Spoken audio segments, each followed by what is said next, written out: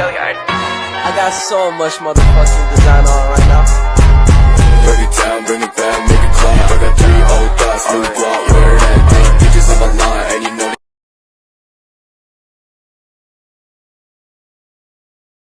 Seperti yang kita tahu, integriti ini merupakan salah satu petunjuk yang amat penting dalam pentadbiran awam, berteraskan kepada dengan prinsip berpegang teguh kepada nilai kejujuran dan ampel moral yang tinggi.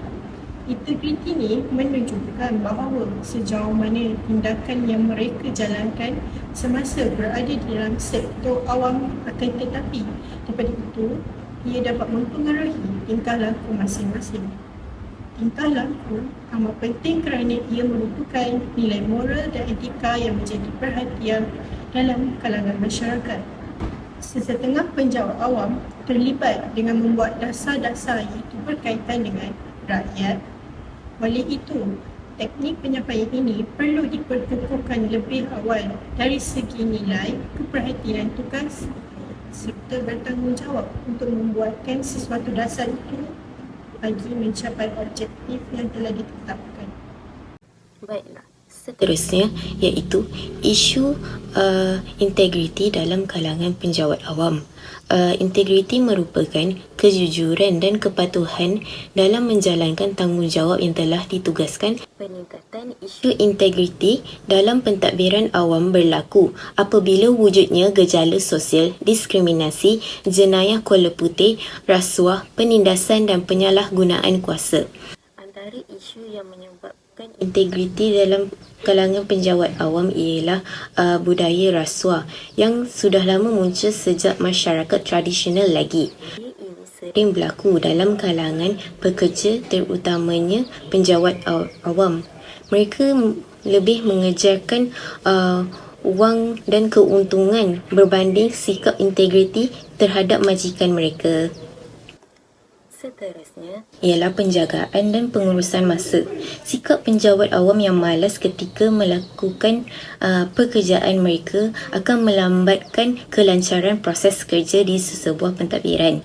Ramai pelanggan berasa tidak puas hati dengan perkhidmatan yang ditawarkan oleh mereka. Seterusnya, pengurusan dan penjagaan masa yang lemah boleh membawa kepada penyalahgunaan kuasa. Penjawat awam yang berjawatan tinggi akan menggunakan jawatan mereka untuk mendapatkan sesuatu bagi kepentingan diri mereka sendiri.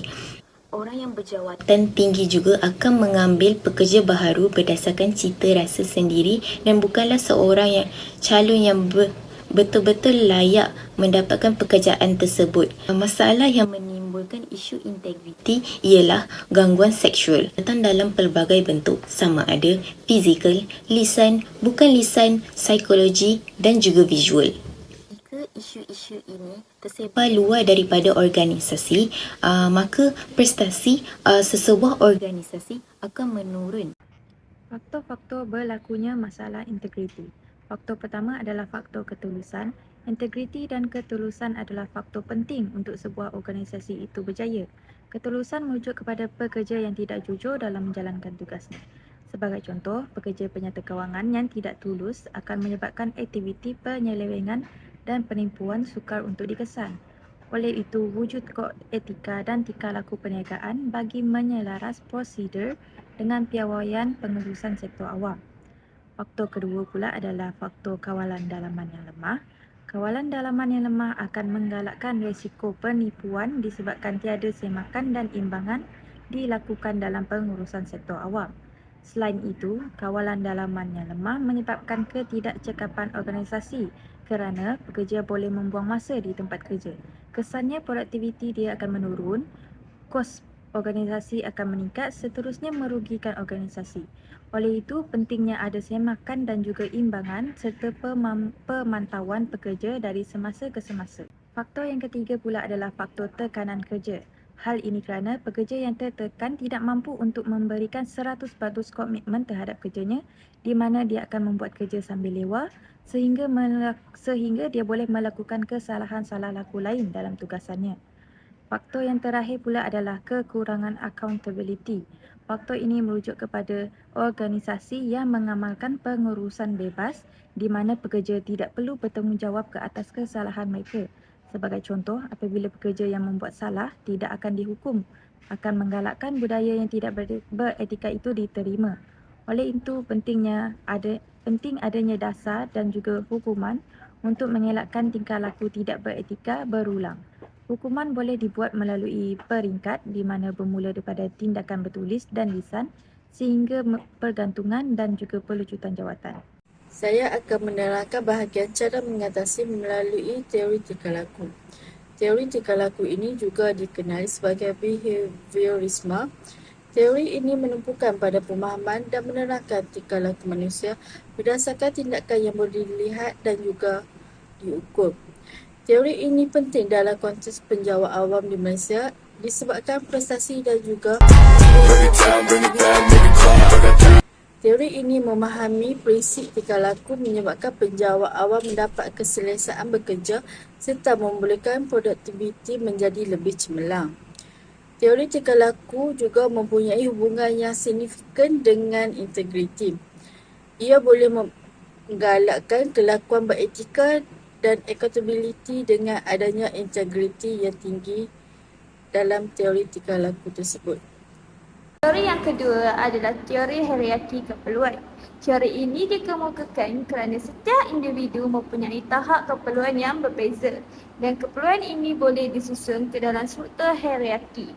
Menurut Maslow, orang ramai bermotivasi untuk memenuhi keperluan asas mereka sebelum beralih kepada keperluan peringkat yang lebih tinggi. Hierarki biasanya digambarkan sebagai piramid dengan 5 peringkat disusun daripada keperluan asas kepada peringkat yang lebih tinggi. 5 peringkat tersebut adalah 1. Keperluan asas. Kedua adalah keperluan keselamatan. Ketiga adalah keperluan sosial. Keempat adalah keperluan perhargaan dan kelima adalah kepuasan diri. Integriti boleh dikaitkan dengan hierarki Maslow. Antaranya ialah hubungan sosial dengan kepercayaan. Hal ini kerana teori ini menekankan kepentingan kasih sayang dan kepunyaan yang melibatkan membina hubungan dan hubungan yang bermakna dengan orang lain. Integriti sangat memainkan peranan yang penting dalam penjawat awam kerana ia dapat memupuk semangat kepercayaan serta hubungan antara penjawat awam dengan penjawat yang lain dapat diteruskan dan dipertingkatkan integriti ini. Sebagai kesimpulannya, tingkah laku integriti ini yang diwujudkan oleh penjawat awam adalah sangat penting bagi menjaga kepercayaan masyarakat terhadap kerajaan dan institusi awam. Tindakan seperti bertindak adil, jujur, beretika dan menjunjung tinggi prinsip integriti dalam pelaksanaan tugas harian akan membina budaya kerja yang baik dan meningkatkan kualiti perkhidmatan yang diberikan. Oleh itu, penjawat awam haruslah sentiasa memperhitungkan nilai-nilai integriti mereka dalam melaksanakan tanggungjawab kerja dengan peran tanggungjawab dan beretika. Oleh itu, harapan kita adalah agar setiap penjawat awam sentiasa memelihara integriti diri dalam melaksanakan tugas dan tanggungjawab mereka. Sekian, terima kasih. Break it down, bring it back, make it clap. I got 3 old thoughts, new guap.